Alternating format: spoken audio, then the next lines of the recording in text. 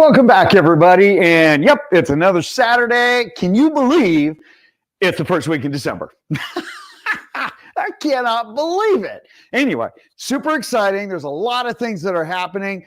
First, I need to do a quick shout out to Brian Graves, who had his birthday yesterday, my business partner that I bought out. 97 years old. Happy birthday, Brian. And one of our team members, Albert Kwan, his birthday was yesterday also. Again, happy birthday, Albert. Again, amazing knowing you guys, and it has been a privilege so far. Anyway, with that being said, what the heck is going on with our market? What did November do? And based on some of the crazy media out there and other reports that were going on, what did November actually do? And then what does that look like for the rest of the year? And well, into Q1.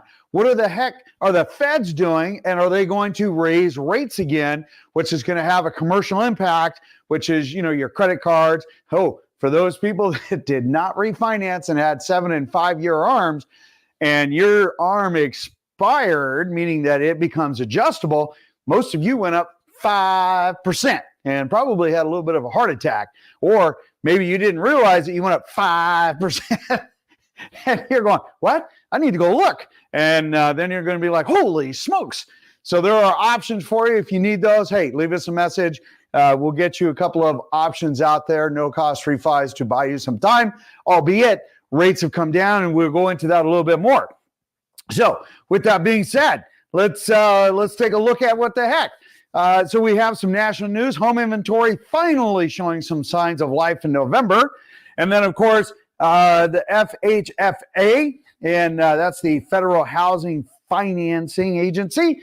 They are raising loan limits again so that it conforms to the median income. Now, as you saw, about 766,000 is going to be the national number, plus or minus.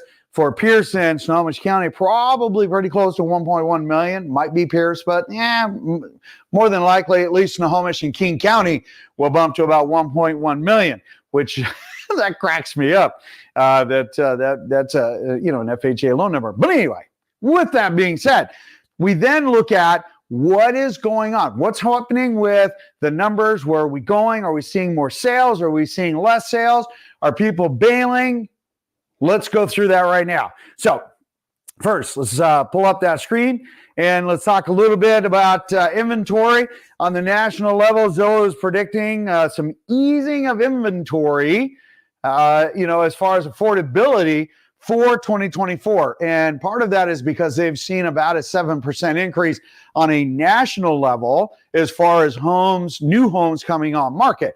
That's a big deal because for us, and this is why it's important to like and subscribe and share this video. For us, it's a little bit different. We're still struggling on inventory. So when we take a look at what is going on, and if I blow this up, not in the literal sense, you can see here on our chart, the two arrows show where we were at last year. And the blue line, as you can see, is inventory, and that is a normal dip. Same thing with pending sales. And then, of course, you see them coming back up. And you go over to the far right-hand side, you can see that very same thing. Now, what's important about that when you take a look at the normal cycle is that as we head into the November, December, that has also been, at least in the last 3 years, 4 years technical, interest rate driven. Now, last year, our interest rates went way down, or I should say went lower and sparked a lot of activity. And that is the expectation here, since we, again, have started to see our interest rates lower, and we're going to see a little bit of a dip. I'm going to show you a video here in just a little bit and walk you through that, right? So if we take a look at our running 7-day average here, look, we had 581 homes coming on market. Scroll down, we take a look, we have 774 pended, and then 700 sold. And then, of course, when we come back up, we can see that there's 117 that came back on market and 446 that actually did a price reduction. What is important about this is to understand that as we're looking at our metrics each and every week, you can still see that we're seeing more pended or more homes going from active to pending status than there are coming on market. And that has been a consistent trend, for for 3 years now, except for 2 weeks, which was once in October and then once in, I believe it was February, where the number of homes on market exceeded, actually, I think it was actually April, exceeded the number of homes that went pending. Only happened on 2 7-day running average weeks. The rest of it, the pending sales have already been there. In fact, when we take a look at our next chart, super interesting. Take a look at this. So when we take a look at our year to date, right? Here we go. We can see that our numbers now are super close. We don't have that 20% disparity. Still the same with number of homes on market, number of homes sold, and the number of homes that actually went pending. Now, remember, when we take a look at month over month, just November, right, 2022 and 2023, listen, you can see 20% off. But look, our pending sales were up 2.2% for the same month year over year. That is a big number. That's a big number because our interest rates are almost three quarters of a percent higher. That's about $170, $180 worth of buying power-ish, depending on the median price, the sales price that we're seeing today. Now, when we take a look at those numbers, okay, so understand, we are down 25,332 homes. We're down less year over year. We have that many homes less. Even active, you saw that we were normally about 20% inventory different, right? Or about 1,800, 2,000 homes. But now, heck, we're only a couple of homes different. When we talk about pendeds are down 13,385 as of yesterday, single family only, okay? But solds are down 17,523. 17,500 homes sold less. And that's why you're seeing in the media, oh my gosh, sales have really slowed down. Well, yeah, you have 25,000 less homes available. It's not that we don't have buyers.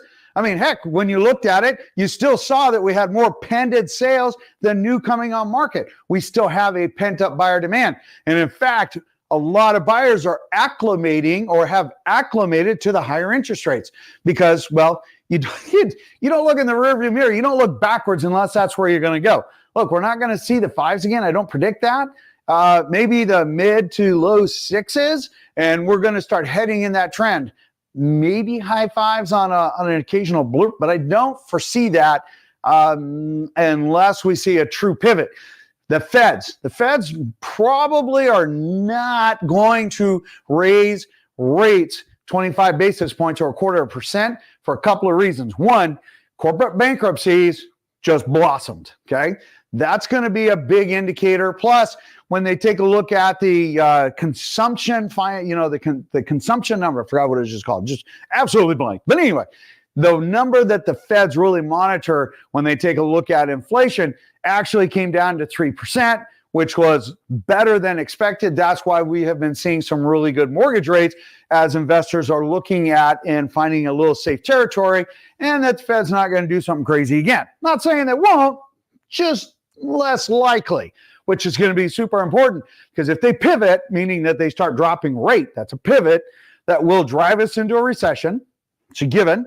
That means mortgage interest rates historically have always gone down, which then the buyers come out and then more home sales, and then home sales actually start going in an upward trend where we have been relatively flat.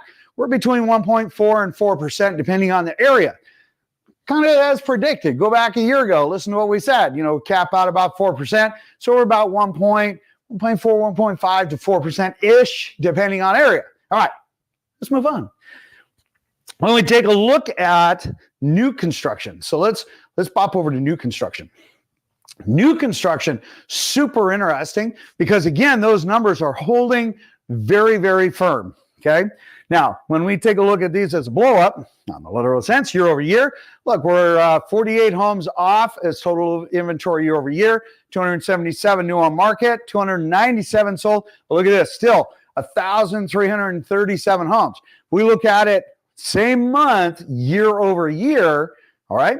You can see that our inventory has only been off 216 homes, 15 homes new on market different, 45-ish unsold, and we have 57 more homes that have actually gone pended over what we saw last year. Okay, so November has shaken out to be pretty good. Our numbers pretty much on par. Our biggest problem, not enough inventory coming online. It's been giving us price support. So, it's that double-edged sword, as they say, because if we have more inventory, like some of the areas that have, like we have 2.2 months of inventory right now. We've been inching up just a little bit, but coming back down based on solds. Because our solds are so low, it makes the number of months of inventory look a little bit better. Unlike some of the other areas that have, say, like 4.5, 4 months, 3.5 months of inventory, they've actually seen some depreciation, 5, 7, 8% depreciation in just single-family home sale pricing. Okay, remember, it's like a stock, okay? Your home doesn't go down in value unless you sell it today, but ours has actually been doing very, very well. Let's talk a little bit about that after we talk about the foreclosures. Now, what's interesting about the foreclosures?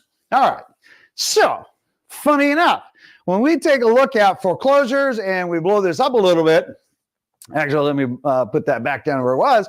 All right, here's the thing. As of yesterday, it said we have 72 homes that were foreclosures and available for sale. And I thought, I wonder how many of those homes belong on the wall of shame, meaning that they're actually not foreclosures. They're just agents that didn't do their job and haven't done their job correctly, since some of them have been on the market for up to 45 days. Yikes. Anyway, that ended up being 12. So when we take a look at this a little bit closer, let's pop up here, you can see year to date, it's actually not 84.6, but 65%, because there's 12 less, which is only 60 homes.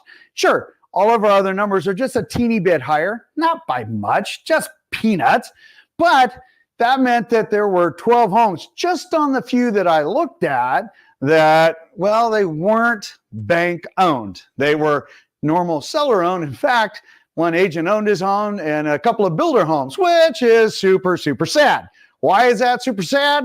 Because, well, they're not really getting the exposure that they want because they're showing as a bank-owned property. So in actuality, our bank-owned numbers as far as total inventory year to date is only up 65%. And because we are dealing with such tiny little numbers, it's really inconsequential. So as we move on, let's take a little bit more about what's going on with the market, because we talked about, hey, here's what's going on with our inventory. Here's what new construction is doing. And now we've got what the REOs are doing, which haven't hit yet. Now, understand, as of November 30th, the CARES Act, that's an acronym, that was protecting what we call serious delinquencies, 90 days or more, that protection ended. So we are going to see a little bit of an uptick on not notice of defaults. We don't see that. That's private. Notice of trustee sales, we're probably going to see a little bit of an uptick in notice of trustee sales, totally normal. And that I would expect to continue to ramp up ever so gradually over the next 6 months. And we'll evaluate that and keep you guys abreast each and every week. Now, as we come over, let's take a look at this slide. Here's something that is super important, right? All right. So when we take a look at the year over year, both now and in the same month of November, so we're talking apples to apples, right? Let's pull this up. So we have year over year, top line here, that is the days on market. And as you can see, we're up almost double. And then, of course, we're down 3% as far as the list to sales price. But look at November. Look, there's no change. Year over year, it's still 38 days, okay? And when we take a look at the list to sales price, we're actually 2% higher in November this year than we were at last year. And that is a super important, metric to pay attention, because it lets us know in real time, really, how did we compare? Well, we actually did better last year or this year than we did last year, both in the pending sales and, well, to a degree, especially new construction, but our days on market didn't change and our list to sales price improved, and we aren't necessarily going down in home values, That median sales price is coming down, but as interest rates go up, and we're going to see that change. How does that change? Well, when we take a look at our next chart here, and we take a look at interest rates, so let's blow this one back up. So we have our 30-year fixed mortgage at 7.09, which is really actually quite awesome. Freddie Mac showed it at 7.22. Super, super important. Why? Because we have been on a downward trend for quite a while. That downward trend, as we take a look at our next slide, when we just take a look at what's going on. So when we take a look at the actual video itself, look, so this is October of last year, November, and you can see 6.61, 6.58, 6.5 on December 1. Now, as we roll through, we can see that, this year we peaked out 7.9, 7.6. We've been dropping back down. And as you can see, even over last year, it's a normal cycle trend that we see coming down. That is super important because as we are taking a look at what to expect in December and January, we are expecting those rates to come back down, especially if the Feds don't increase rate. It is entirely possible we're going to see the mid to high sixes for mortgage rates by the time we hit the end of the year, even in Q1, as long as those performance metrics on inflation continue in a positive direction. And of course, that the Feds don't increase rate, which is very cautious for them since we have so much commercial inventory that needs to refinance. Only about $1 trillion. Anyway, with that, make sure you like and subscribe, okay? Share and ask questions because we love to answer questions for you. And the super cool part about this, let's move that back over. Smash that subscribe button. Share it with everybody that you know. Like the video. It just helps others to see it. There's no selling here, so hopefully you found this informative, and we truly appreciate it. In the meantime, have a very Merry Christmas. I wish you guys all the best, and I will see you on the next video. Take care.